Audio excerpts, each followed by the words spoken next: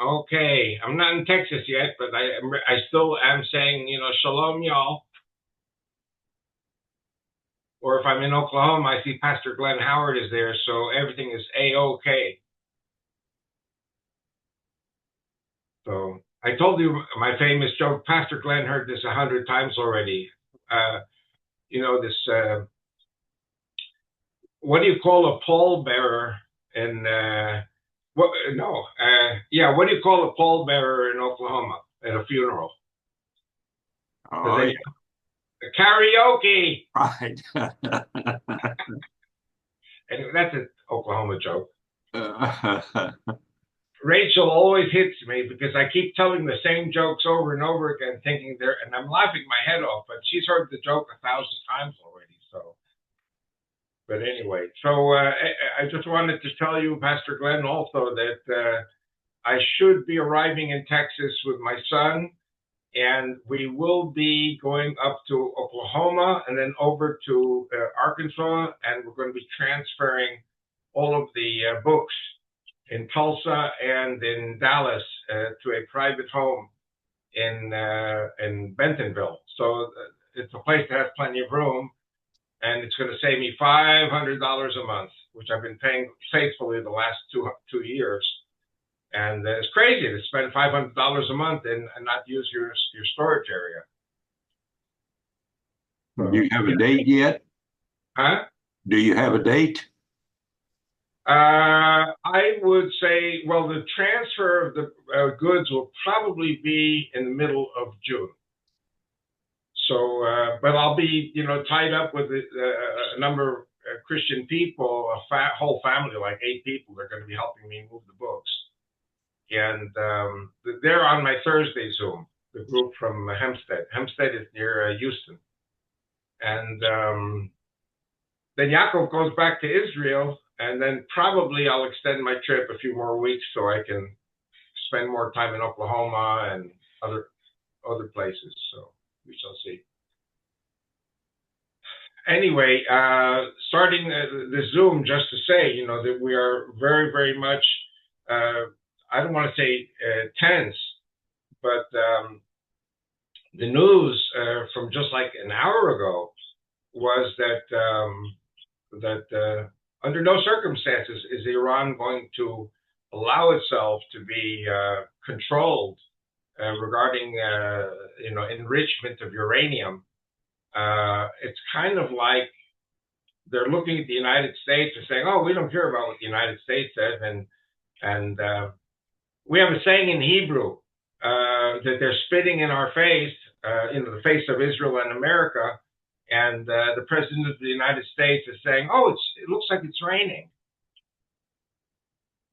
I don't know if you understood the humor of that, but the Iranians are spitting in our face, and we're saying it's raining. It's like we're denying the need to go in and finish the job.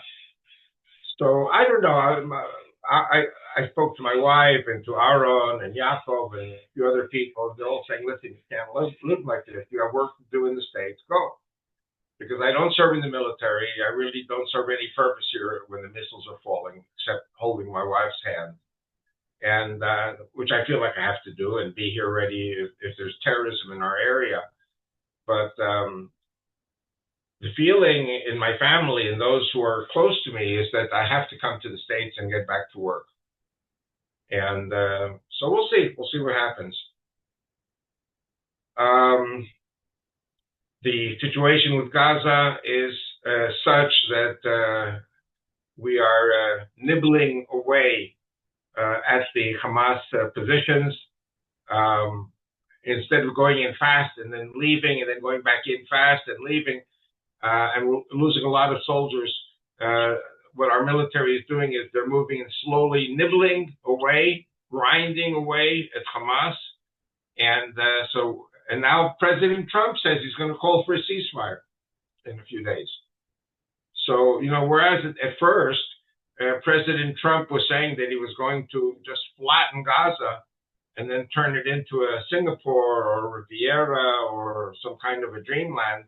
Now all of a sudden he's saying ceasefire, which means Hamas has won. And who's behind that? Qatar. who's giving America billions of dollars, trillions of dollars. Qatar, Emirates, Saudi. So we've lost over 1,000 boys and girls, 1,000 soldiers, 1,200 young kids in a party. Over 2,200 people have been killed.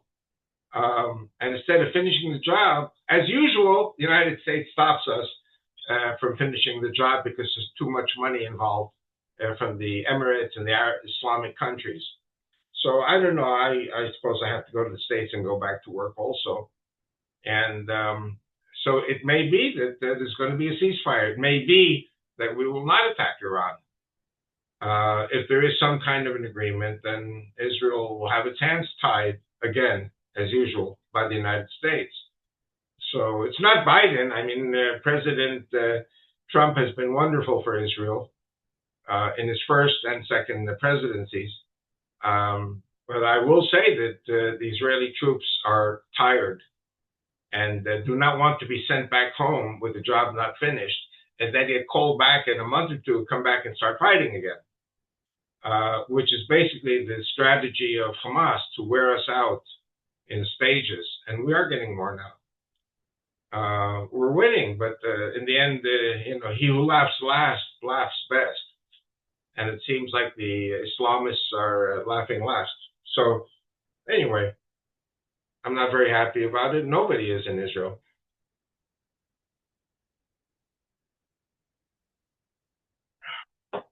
Also, we have this problem with our Supreme Court and our Attorney General, who are working against Netanyahu, working against the Israeli government, working against democracy.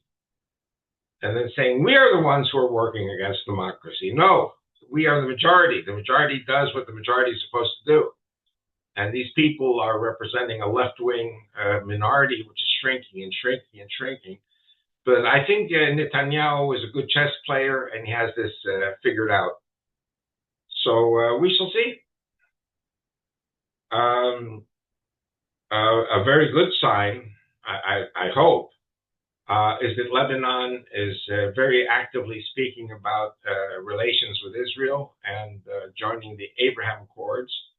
I think even Hezbollah has been beaten down so significantly, and it has been made clear to Hezbollah by their fellow Lebanese citizens that the people are tired of the shenanigans of Iran and Hezbollah.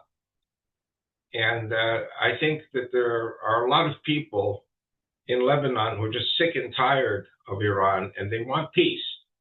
Lebanon should be the Paris of the Middle East. And the French support that, America supports that, and Israel supports that.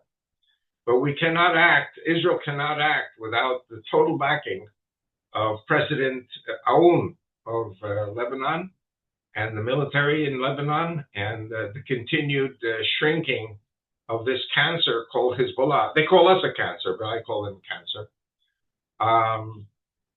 There are even people who are saying President Trump keeps talking about an agreement with Saudi Arabia, which would be nice, but I think we'll have an agreement with Lebanon before Saudi Arabia.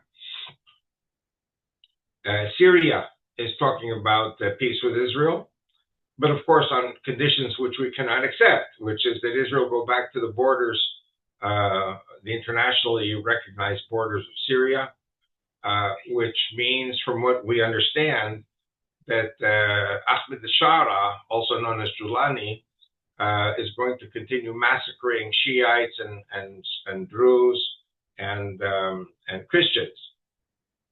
So Israel is not budging, and so if Israel's not budging, there's not going to be any peace with Syria. So there's also word on the street that the civil war in Syria is going to be resumed. Because there are a lot of former soldiers in Bashar al-Assad's army who are coming back into the fray. And so we will be watching very closely to see the developments in Syria. Israel does not want to get involved in this civil war. because it's primarily against the Shiite Christian Druze alliance and Kurdish alliance versus the Turks and the Turks and the ISIS groups. But we all know ISIS groups have only one plan, and that's to kill everybody, like Nazis.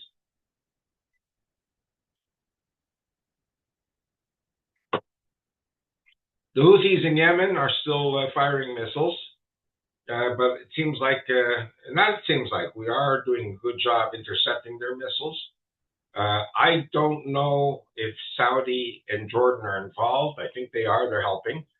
I think that a lot of these missiles coming in from Yemen get intercepted over Saudi Arabia and Jordan.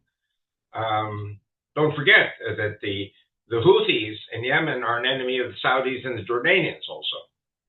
And Iran already once took out half of the oil production of Saudi. So we do have a commonality of interests with Saudi Arabia. And so we shall see. We shall see what happens with the Houthis. But praise God, they've launched maybe 40 rockets just recently, and not only one hit near the airfield, Ben Gurion Airport. And of course, a lot of the airlines have stopped coming to Israel for now. I, for one, am planning to come back to the States next week.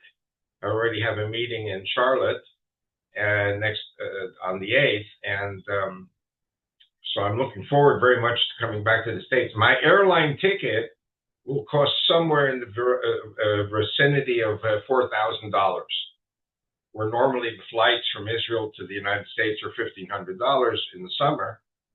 $4,000. So I have to do my work.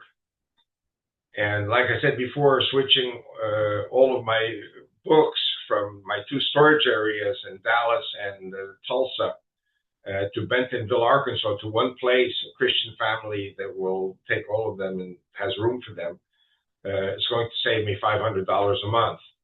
That $500 goes straight out of my Social Security. So Social Security is $1,500. You're not left with very much. So I'm working to, as we say in good American slang, clean off the table of a lot of this nuisance stuff. And I've stopped. My 8th book is ready to go to the printer. My 9th book, I stopped already at the end of chapter 1, but it's coming along. But I'm going to take a break and then come back and continue with the book at the end of the summer. And meanwhile, I'll come to say to my son Yaakov, hopefully will be joining me from the 10th to the 21st of June. Then after he leaves me from Texas, probably I'll do a lot of driving to Florida, to Colorado, maybe to California. I don't know, driving, flying. I have meetings being set up now as we speak. And again, a lot depends on what happens with the situation here in the Middle East.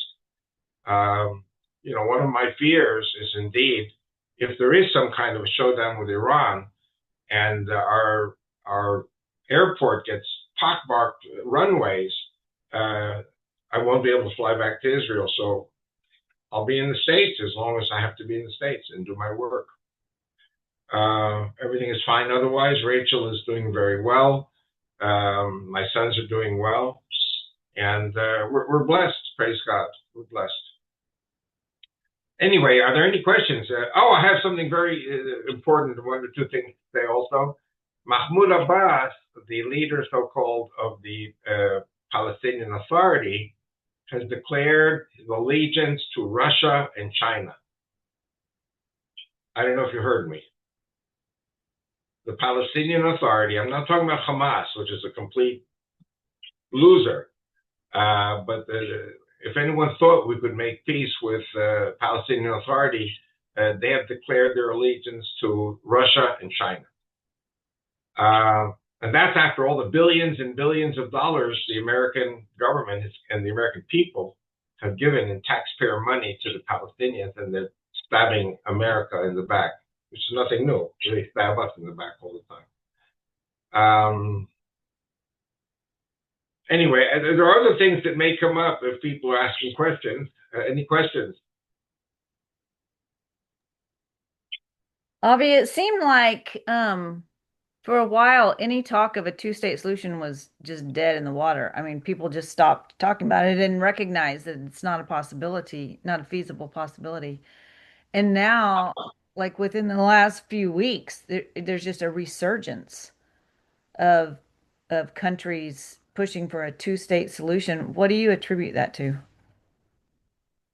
Well, I think we have two problems. We have a problem of latent anti-Semitism in Europe, especially Europe, Canada, uh, together with the growing insidious power of Islam in all these formerly Christian countries of Europe, Canada, even the United States. The universities have been taken over by Islamic leadership. And those who are not Muslims, but they're being paid off, bribed by the Islamic countries. I write about this in my second book, Christian Revival for Israel's Survival, in 1999, how the universities are being bought out. And so the hatred of Israel, and anyone who believes in this, in a two-state solution, believes basically in a Holocaust of the Jewish people and the Christians. So I think that, yes, we are looking at latent anti-Semitism and bribery, where many, many leaders of Western countries are going over to support Islam because it pays for them to do that. They may be paid in this kingdom, but in God's kingdom, they're going to hell, I think. A problem here in Israel, also a lot of our senior leadership in Israel is bribed, paid off also by Qatar and other Islamic countries. We have former generals who are deep state, and they've received millions and millions of dollars, each one, lucrative deals with these Arab countries, including weaponry systems, for which they get a very, very generous commission. And all these people, because now they're bribed out also by the Islamic world, they're also supporting the Palestinian state. But I have good news for you. There will never be a Palestinian state, never ever, because the Palestinians have a religion, so-called, called Islam, which I've said many times is a criminal psychosis, and their God, Allah, is Satan. And the first thing on Satan's mind is to kill the Jews on Saturday and kill the Christians on Sunday. I mean, what exactly is there not to understand? So don't worry about it, Laurie. I don't think there'll ever be a Palestinian state. See, there's another point also, just a simple strategic problem. We have over 500,000 Jewish people living in Judea and Samaria. And what the Arabs are saying is uproot 500,000 Jews so that we can kill all the Jews who will be on the other side of the Green Line, which is crazy. So, I mean, if the Islamic world wants to be crazy, that's their business, but they can't expect us to want to be crazy. And this is what my 7 books, very soon my 9 books, are about. And what we may be seeing, like I said before, is a greater involvement of Turkey and Erdogan. And by the way, President Trump loves Erdogan very much. Erdogan is a mass murderer. He's a Hitler. I'm going to say something which may offend some of you. I'm always saying things that will offend somebody. I don't mean to offend, but I have to say the truth. I have a very good friend in Bangladesh, and he's a Hindu, and he's married to a Christian woman. And he's telling me things. He's saying that India, okay, hold your seats, India, like Mahmoud Abbas, has just declared his allegiance to Russia and China. Why? I mean, India is a democracy. Why would they go over to these anti-democratic dictatorships? And the reason is because the United States supports Pakistan and Turkey, Islamic countries, against the non-Muslims. And I'm thinking to myself, I mean, America has so blessed Israel. America is so much with Israel, and yet America has received so much money, so many trillions of dollars just on this last trip from the Islamic countries. So the United States supports Turkey and Pakistan, kill the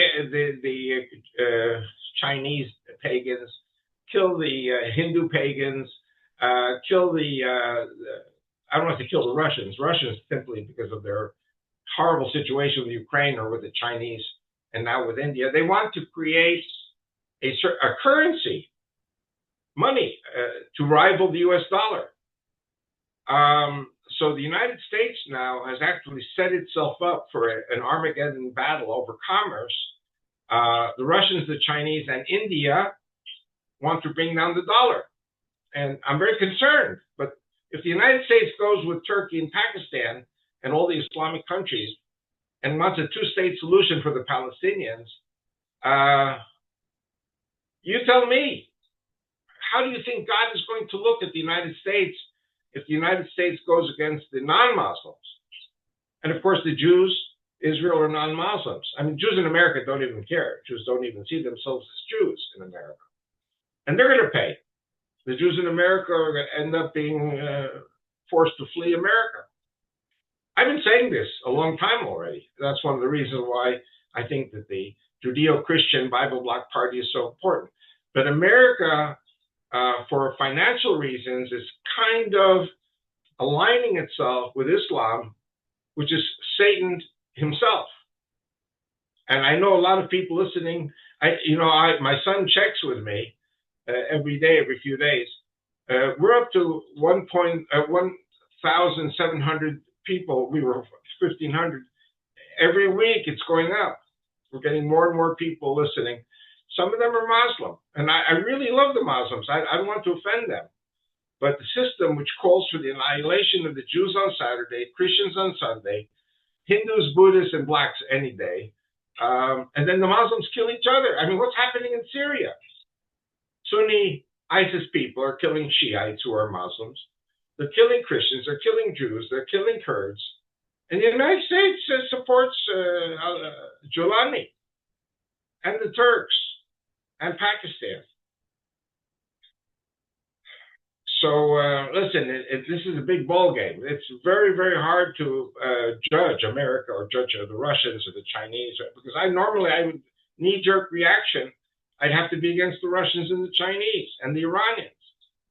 And here the United States is making nice with the Iranians, which makes no sense.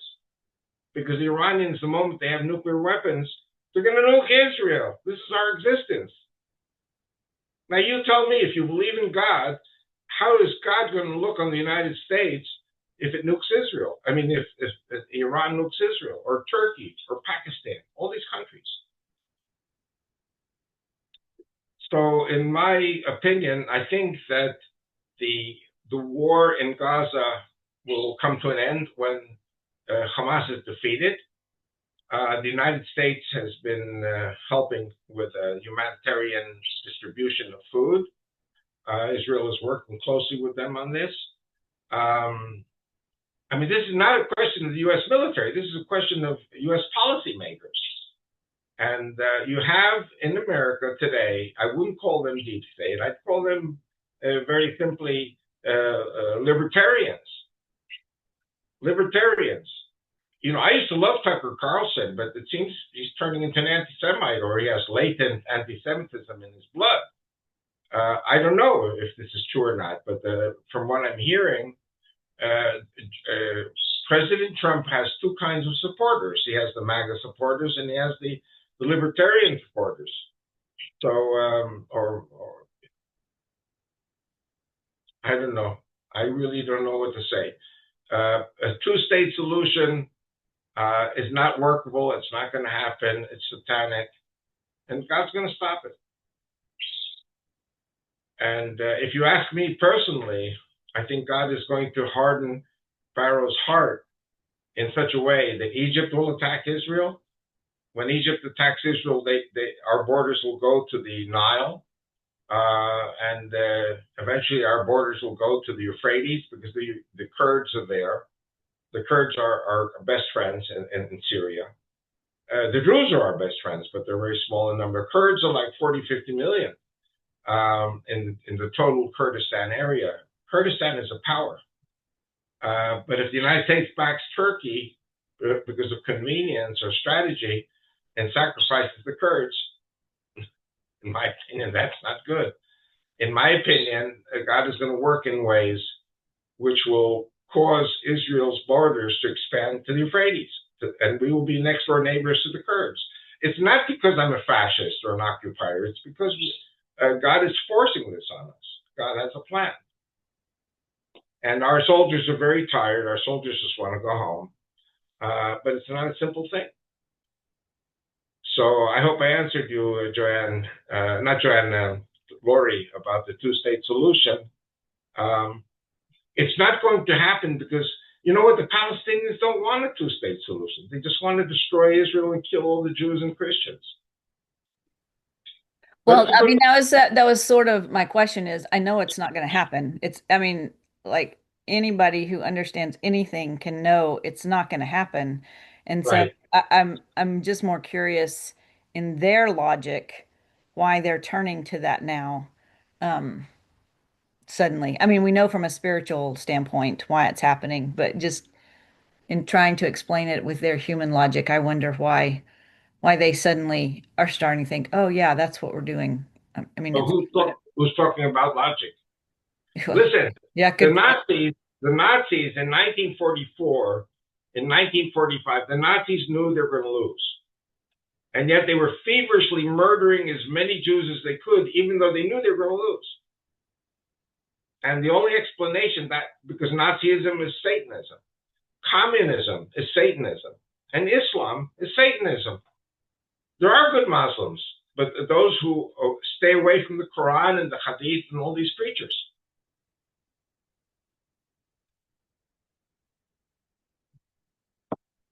So you say to the Palestinians, oh, let's make peace and kumbaya. And they look at you and think, you're crazy. What make peace and kumbaya? We want to kill you. We want to kill all of you. I don't know, Laurie, if you saw the movie Independence Day, but it's a story about an invasion of aliens. And one of these aliens is captured by the American troops, and he's in the hospital, and they're asking him, what do you want? And he said, we want to kill all of you. And so the Americans said to him, well, surely there must be a way we can make peace. No way we can make peace. We just want to kill all of you. And this is the Arabs. This is the Muslims. So at this stage, they're using their money to bribe America, bribe everyone, and turn everyone into the Islamic agenda. But then they're going to kill everybody. I don't know. Am I unreasonable? I think what I'm saying is correct. But thank you, Laurie. Your questions and your comments are very challenging.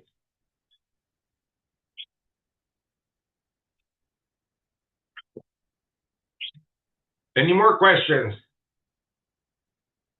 I am waiting.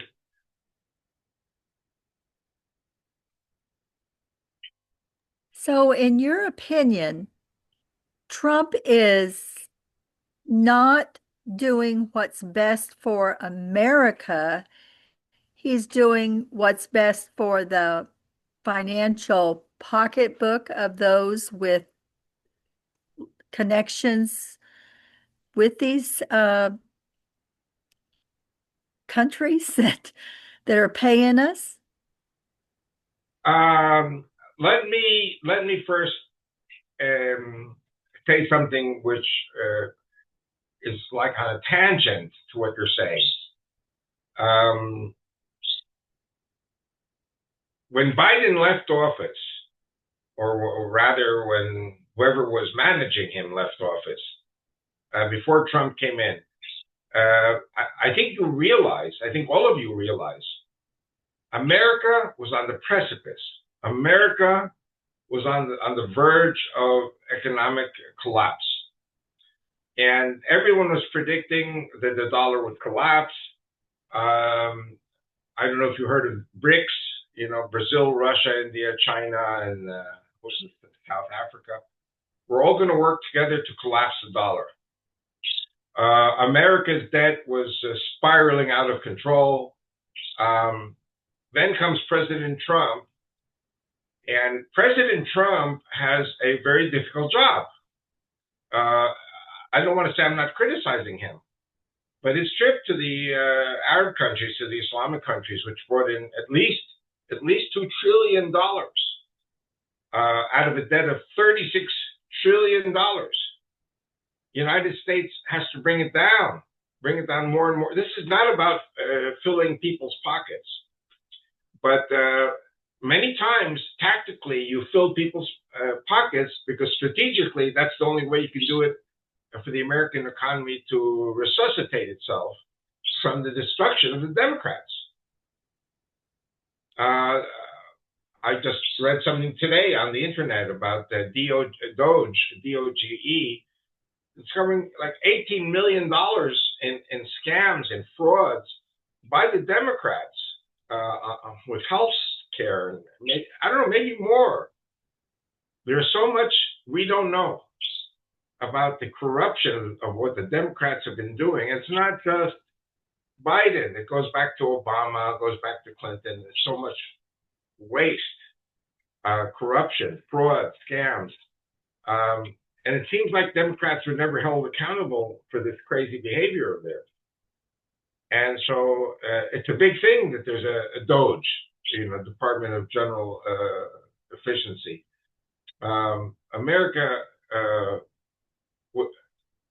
Trump inherited America from Biden or whoever was behind Biden as a very sick puppy.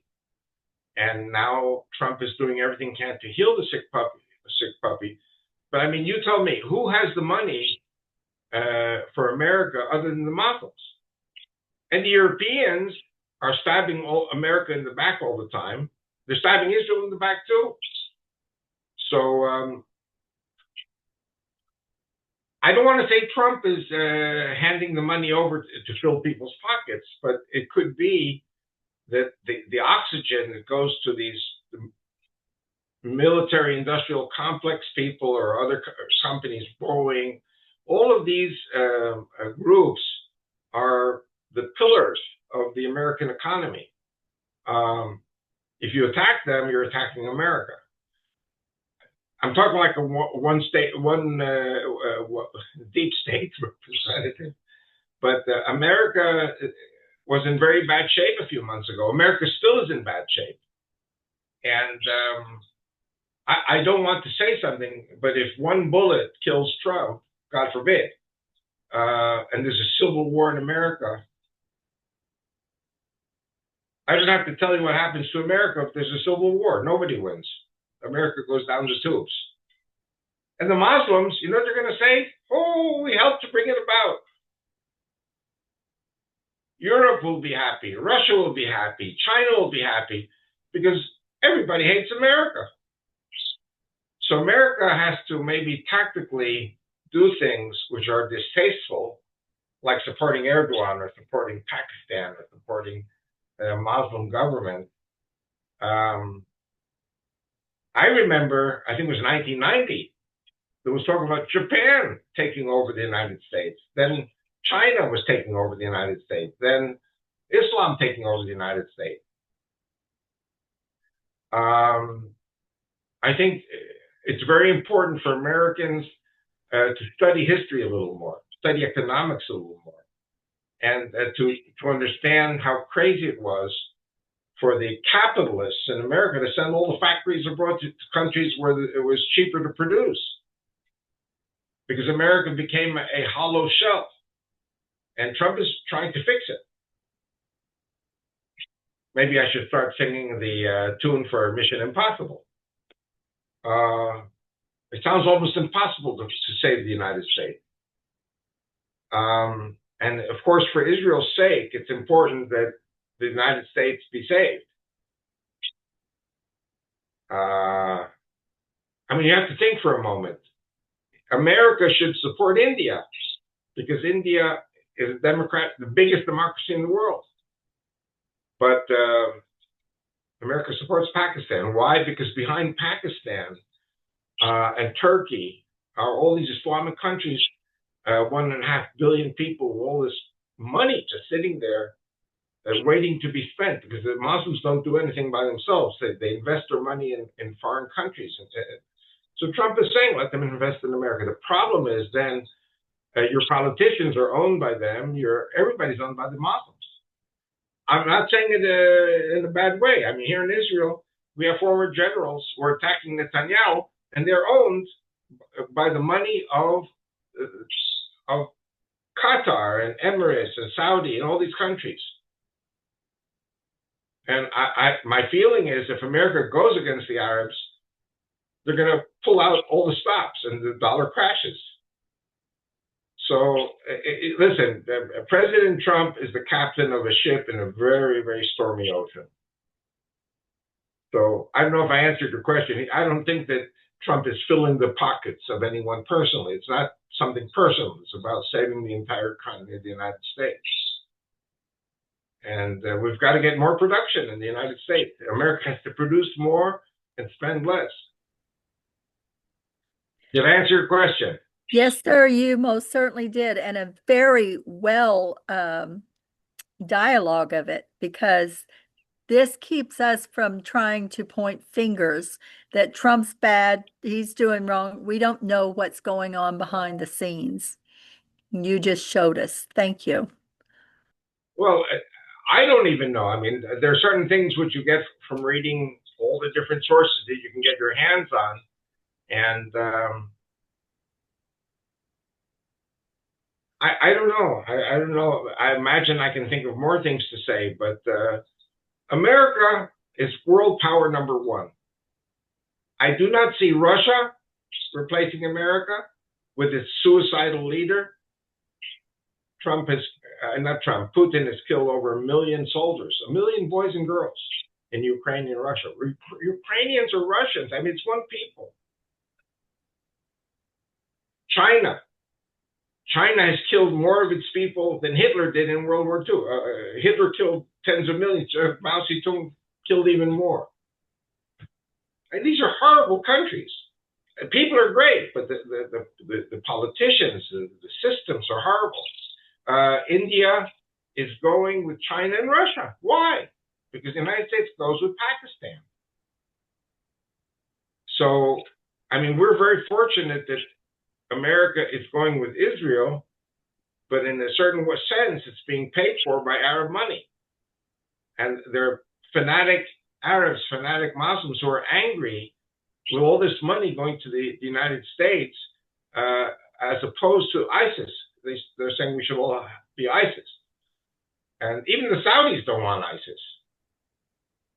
My wife was telling me, Rachel was telling me for many years, that the Saudi government was saying to Osama bin Laden, excuse me for saying this in a rude way, get the hell out of Saudi Arabia. You want to be a terrorist, go to Pakistan, go to Afghanistan. And that's what Osama bin Laden did.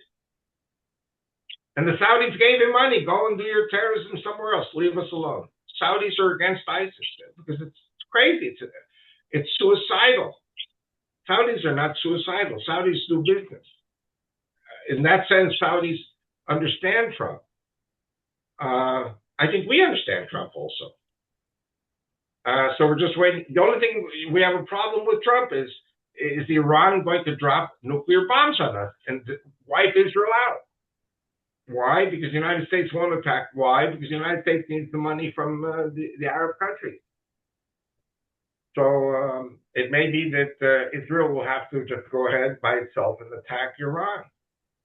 Maybe President Trump is playing bad cop and a good cop, and Israel's playing bad cop.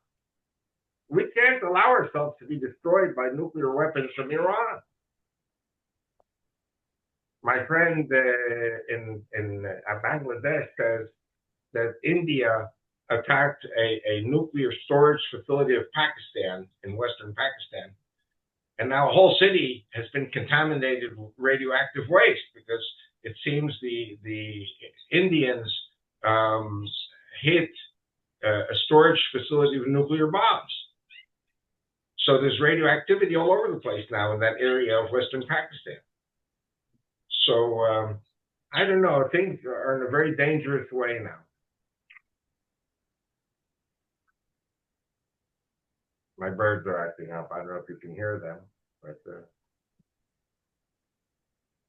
they hear me speaking. They think I'm singing. So I'm singing, they sing.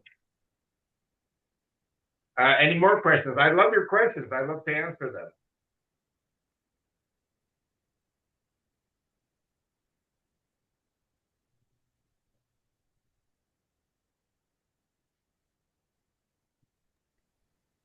Avi, I was just thinking about Turkey with regards to what you said earlier about Egypt possibly coming on board in the future to attack Israel. But I mean, Turkey and Iran seem to have similar goals, just very different tactics at the way they approach things.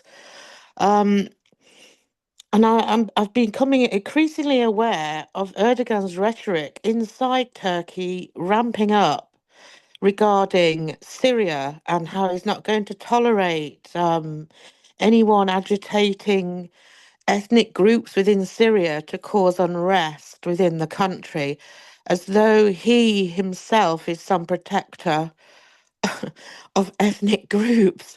Um, but Turkey being a member of NATO means that Israel has to be probably more constrained in how they would be dealing with them. Um, in comparison to how it could deal with Iran. Um, and also, I was thinking that, Iran has actually surrounded Israel with illegitimate proxies, but Turkey seems to do the same thing, but wants to use legitimate states like Qatar. And now he seems to have got Trump to legitimize that new Syrian leader, al-Sharaa, is it? You're calling him now? I'll call him Al Jolani, but I think they're referring to him as President Al. Giuliani, mayor of New York. Yeah. So this Turkish way of, suits and ties with NATO and making alliances is different to Iran somewhat. But I was quite taken aback at Trump's praise for Erdogan when he called him, oh, he's a tough guy. I like him. I like him a lot. I mean, there's not really much to like about him.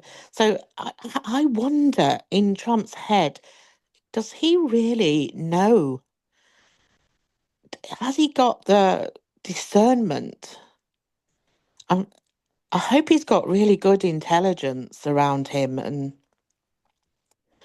knows what he's doing and playing, because he's got to play this so very correctly.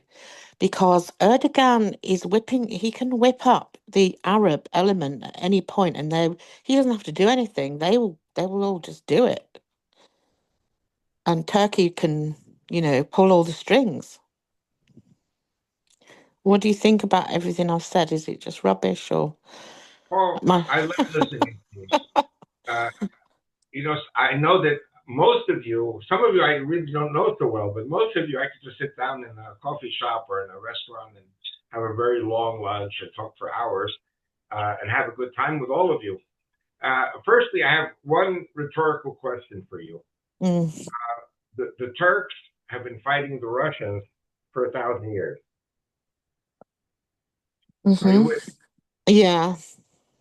The Russians still like to go to Turkey on vacation. Yeah, and Egypt.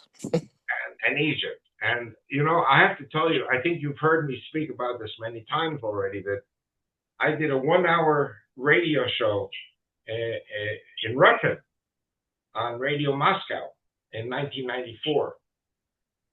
This was after the breakup of the Soviet Union. And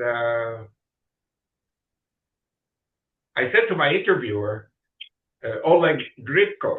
I said to him, you Russians need to march together with Israel, United States, and Europe against Islam. And he said to me, listen, the Soviet Union broke up in 1989, 1990. And but we're still communists, he said. Communists believe in the solidarity of all the nations. In other words, we love the Turks, we love the Muslims, we get along with everyone. And I said to him, listen, that's ridiculous, I said to him.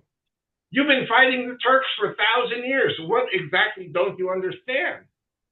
The church, the Holy Church of Mother Russia, was founded by Cyril and Methodius in 995 AD.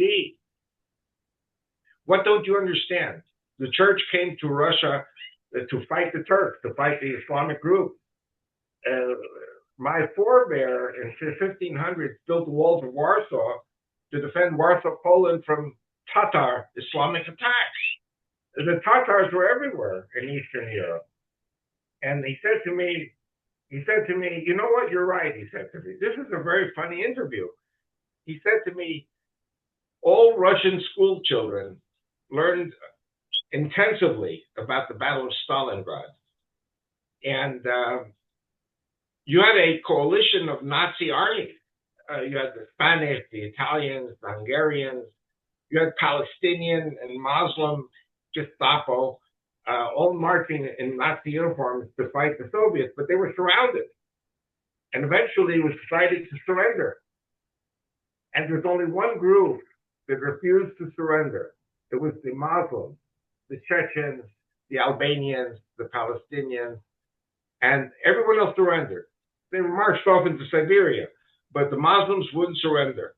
The Muslims took their daggers, put them in their teeth, and they charged with bayonets against the Red Army machine gunners, and they killed all the Muslims. He said every Russian knows that Islam is the enemy of Russia. And I think it's one of the reasons why 6 republics, the stands, Kazakhstan, Uzbekistan, Tajikistan, Kyrgyzstan, all of these stands broke away from the Soviet Union. 200 billion people. The population of Soviet Union dropped from 350 million to 150 million. By the way, Russia's population today is like 120, 130. I don't know how many. Women don't want to have children because their children will be taken to the Russian army to die for Putin. So Russia has a shrinking population, but the Russians understand that Islam is a problem for Russia. 70% of what remains of Russia is Muslim. Putin built the biggest mosque in Europe, in Moscow. Why am I saying this now? Because if Russia is the enemy of America, who's Trump going to support? He's going to support the Turks. Is that clear? Yeah, but it doesn't make any sense to me. Nothing makes sense.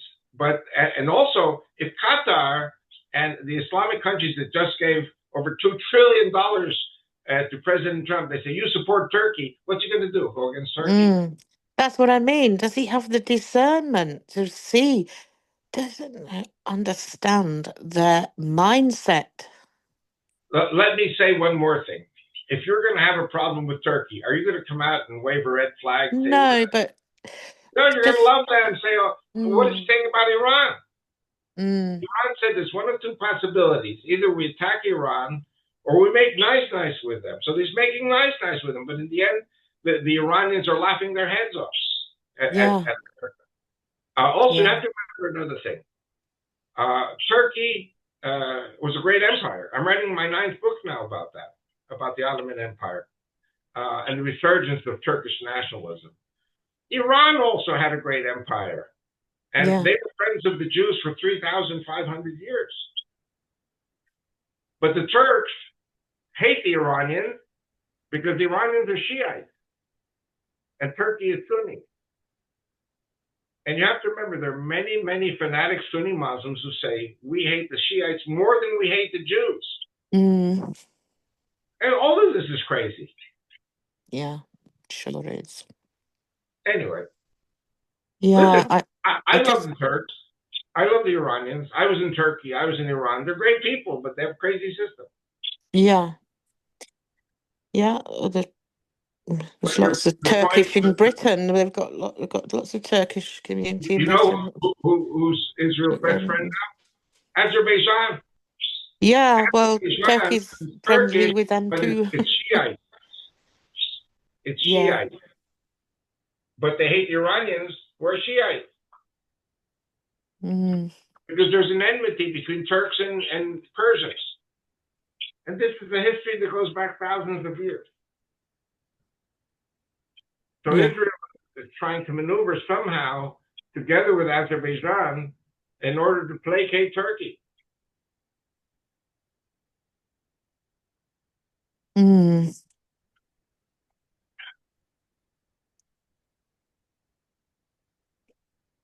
Yeah. I don't know. It's all a mess. It's all a very stormy sea. Yeah. But he's Say something else strengths. also, which I know I've spoken about many times. 1960, Indonesia got its independence from Holland. And those Dutch who didn't get the hell out of Indonesia were massacred, were slaughtered. But 90% of the economy of Indonesia was controlled by Chinese ethnic people who lived in Indonesia. So the U.S. government said, oh, these are Mao Zedong communist Chinese. That was a lie. The Chinese are like Jewish people. They are family-oriented business people. They controlled 90% of the economy of Indonesia. The Indonesians slaughtered them. The Indonesians slaughtered 500,000 Muslims.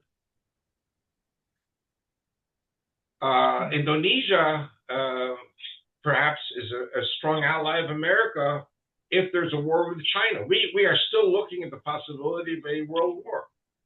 I mean, I really hope not.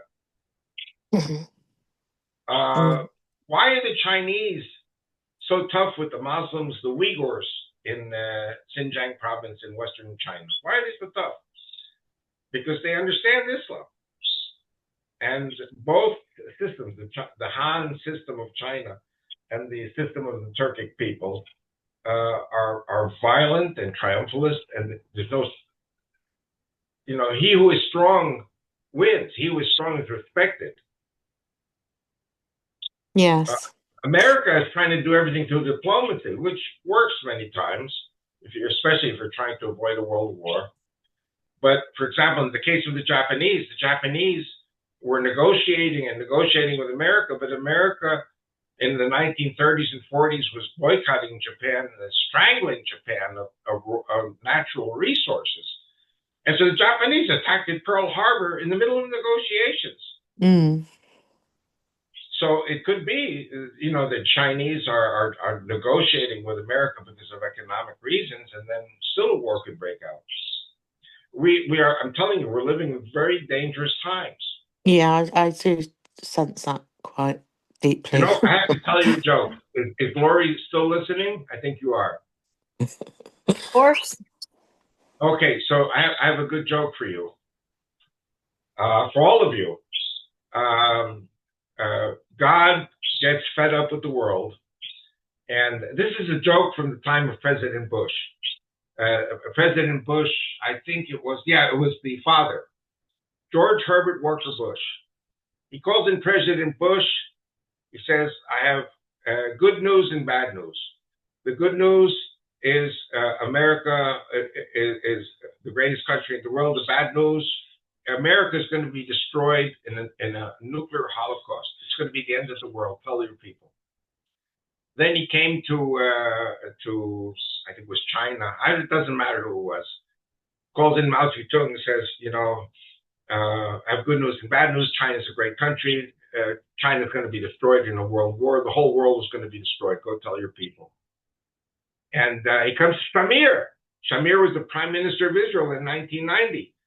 It says, I have good news and bad news. So anyway, so it comes back to the same stuff, comes back to the Israeli people. And so the Israeli people asked Prime Minister Shamir, so what did God tell you? And he said, I have good news and bad news. the bad news first. The world's going to be destroyed in a Holocaust, nuclear Holocaust. The good news, there will never ever be a Palestinian state. That's more sad than funny. I know, but I'm just saying, for those who are interested, will there be a Palestinian state? There never will be, because you can't make a Palestinian state with a homicidal, suicidal, psychotic enemy like Islam. You know, one of the things, I'm ranting now, but one of the things that was mentioned over and over again in the last year and 8 months with this war with Gaza was that during the World War II, in the Nazi-occupied areas, there were many, many cases, there were thousands of cases in which Christians hid Jews, whether it was in Russia, Ukraine, Poland, the Baltic states, Holland, France, even Germany. I think there were 5,000 Jews in Berlin at the end of the war who had been hidden away. In Gaza, there are no Jews, period. And the people of Gaza, there's not one who came forward and told the Israeli army where the hostages were. I'm sure many of them knew where the hostages were. So are the Gaza population, are any of them innocent? None of them are innocent, because they are all indoctrinated by this Nazi ideology rammed down their throats by Hamas. So I have nothing against Gaza. My wife and I used to do business in Gaza. They were great people. We had a great time with them. But when Islam took over, either you had to leave or you had to become one of them. I mean, even President Trump said, you know, you have to flatten Gaza. You have to take all of the people of Gaza, send them to some other countries. Now, all of a sudden, he's not saying it anymore. You know why? Because he got trillions of dollars from the Arab countries, and they're saying, stop that talk about destroying the Palestinians or exiling them, and let Hamas remain in power. That's what Trump is saying now. So he's totally backtracked.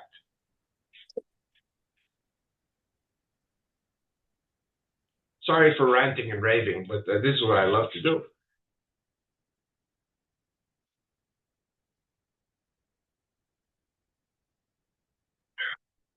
Yeah, he also said that if the Houthis continued firing missiles at Israel, he would hold Iran directly responsible. Oh, no, he said many things he would do, but he didn't. And then he made a deal with the Houthis, U.S. and British naval forces, and they kept firing missiles at Israel and nothing. I'm just getting a bit fed up now with this. You know, with the rhetoric, and just still tying Israel's hands behind her back, and just. But you know, I want to tell you something. Even God uses the stupidity of Jewish people to cause Israel to grow in size and in greatness, even if we lose thousands of people. Because if this war had not broken out on October the 7th, 2023, we would not have brought Lebanon to its knees. We're going to have peace with Lebanon. It would not have brought about the collapse of Bashar al-Assad's regime. It would not have caused the first attack on Iran. Iran has no self-defense anymore in the air. There are so many things that happen. And Gaza is pretty much ground down to zero. I mean, there's still some seeds there that could regerminate again, God forbid. But I think the Israeli army is working on finishing the job. But again, we don't know. It could be that certain stupidities by Israeli leadership, or shall I say the opposition, or if we have another election at some stage soon, and then we have a new government and crazy, stupid behavior, we'll go from the Nile to the Euphrates, because that's God's plan. It's not a question, do we want to do it?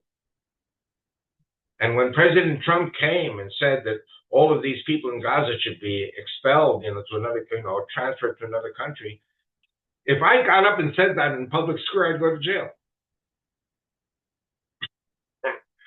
And now there are a lot of people in Israel who are coming out publicly and saying these things. I mean, if Trump could say it, everyone can say it. So, God does things in mysterious ways. And I would say I don't want to say most of us, all of us have this problem that we really can't understand God's thinking. That's what makes God God. Because if we could figure out God, then it wouldn't be God. Which scares me, because if we can't figure out President Trump, that's pretty dangerous. He could do things that we don't expect. But I'm very optimistic. I have very strong faith in God, the God of Abraham, Isaac, and Jacob, the God of the Jews and the Christians. And I believe that the Christians, the real Christians in the world, are the future of the world, not all the other systems. How's that for a happy ending?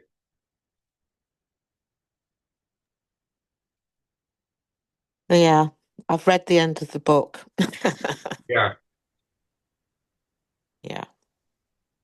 Amen. Anyway, I wanted to tell all of you that it may be that next Tuesday's Zoom either might not happen, or it might happen and I'm in America.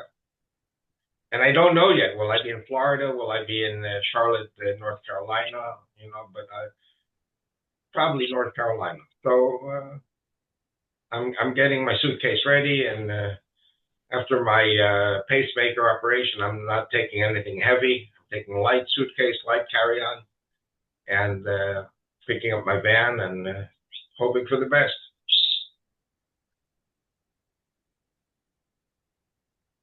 Hoping the planes can take off, that our runways will not be pockmarked by Iranian missiles.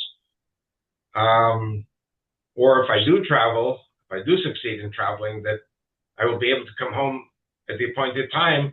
And again, our runways won't be pockmarked by missiles, because then I'll just have to stay with you guys for whatever time is necessary. That's for those of you in the States. I didn't mean you, Angela. I mean, I can also come to Jersey and be stuck in Jersey for a few months. Not a problem. Yeah. I'll suffer for Christ with you, so it's okay. You're suffering here, all right. Yeah. Yeah. I hope you have a wonderful time. All my trips are Yes. wonderful times. If I come home safe, and people say, "How was your trip?" I said, "I came home alive." That's enough.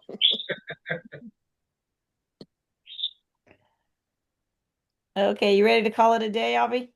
Okay, sweetie. I appreciate your effort that we've been doing for years now, literally for years. So I will be in touch with you next Tuesday or before to let you know if I'm in the States or am I stuck here in Israel. If the war breaks out and missiles are flying and I can't fly, I'm here. So I'll do continue the Zooms until I can travel. You'll have to get up early to do it if you're in the States, especially if you're in Texas. Hey, listen, if I fly or when I fly to the States, I'm up at 2 a.m. the next day.